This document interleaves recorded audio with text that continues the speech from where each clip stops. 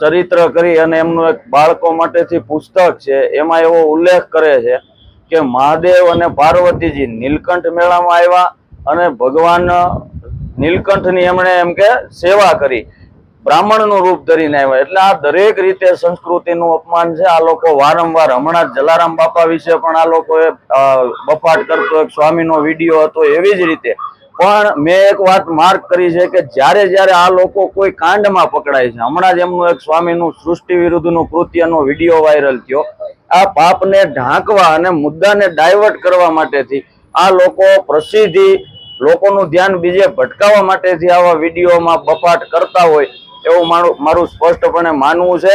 અને આપની ચેનલોના માધ્યમથી આવા લોકોને અમે ચેતવણી પણ આપીએ છીએ કે આ લોકોને ખરેખર આમના જે મોટા સંતો મહંતો છે એ આવા લોકો વિરુદ્ધ પગલા કેમ નથી લેતા. ભૂતકાળમાં પણ મેં ફરિયાદ દાખલ કરાવેલી, ત્યારે મને ખૂબ જાનથી મારી નાખવાની ધમકીઓ પણ આ લોકોએ આપેલી, 2000 જેટલા મેસેજ કરેલા.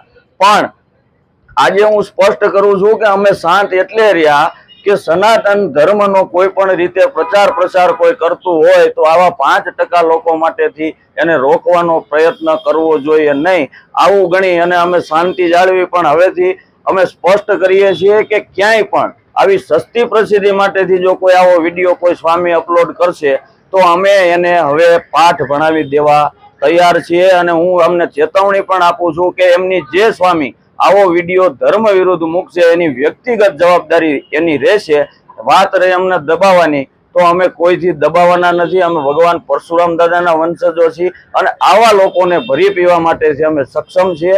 અને હું આ લોકોને ચેતવણી આપું છું કે હવે બસ, આજે તમારા આવા ચિતરેલા ચોપડા છે એને પણ તમે પરત ખેંચો. અને ક્યાંય પણ આખા ગુજરાતમાં કોઈ પણ જગ્યાએ આ સંપ્રદાયમાંથી કોઈ સ્વામી જ્યારે આવો ધર્મને વિરુદ્ધમાં કોઈ વિડીયો અપલોડ કરશે ત્યારે એની વ્યક્તિગત જવાબદારી રહેશે એનું પરિણામ ભોગવવાનું.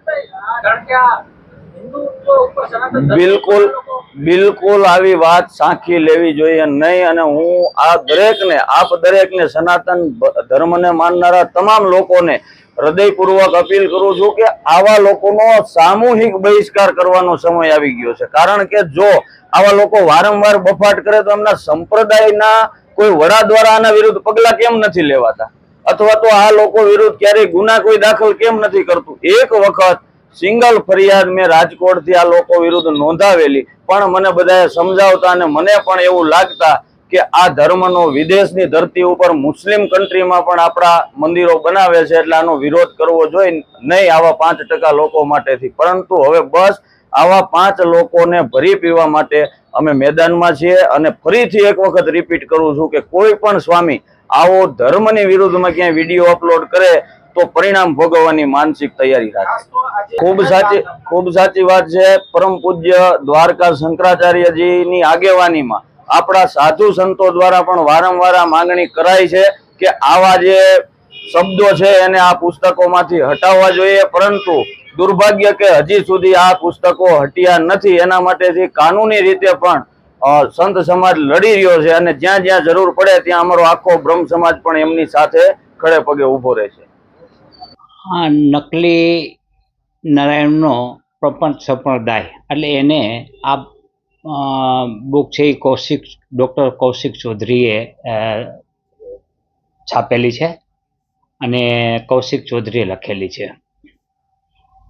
આ બુકમાં મુખ્ય એમનો હેતુ જોઈએ તો જે સ્વામિનારાયણ પંથ છે એ પોતાને સનાતન ધર્મથી ઉપર સ્થાપિત કરવા માટે કેવા પ્રપંચો કરી રહ્યા છે તેનો ઉલ્લેખ કરાયેલો છે. અને આ બુકમાં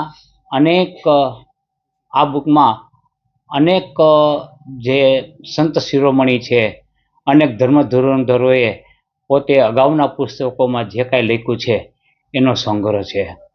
એટલે આ બુક વાંચવાથી આપણને સ્વામિનારાયણ ધર્મ છે એ સનાતન ધર્મ ઉપર પોતાને સર્વોપરી સાબિત કરવા માટે કેવા પ્રકારના પ્રપંચો કરેલા છે તે ઉજાગર કરેલ છે.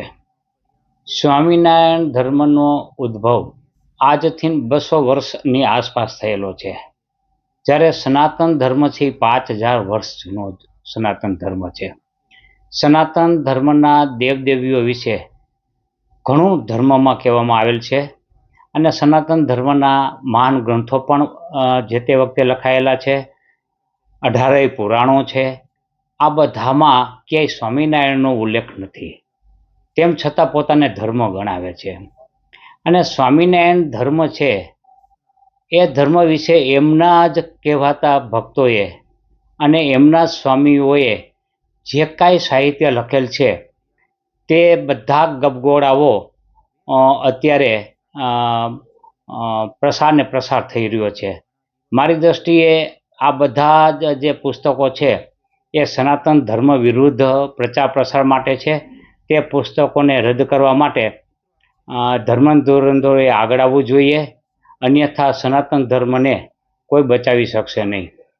દાખલા દયાનંદ સરસ્વતીજીએ પણ લખેલું છે કે સ્વામિનારાયણ ધર્મ છે એ ખોટા પરચાઓ દ્વારા ઊભો થયેલો છે અને બીજા અન્ય ધર્મ ધોરણધરોએ ઘણા પ્રસંગો ટાંકેલા છે. જો એ કહેવા બેસીએ તો મારી દિવસે દિવસ ટૂંકો પડશે.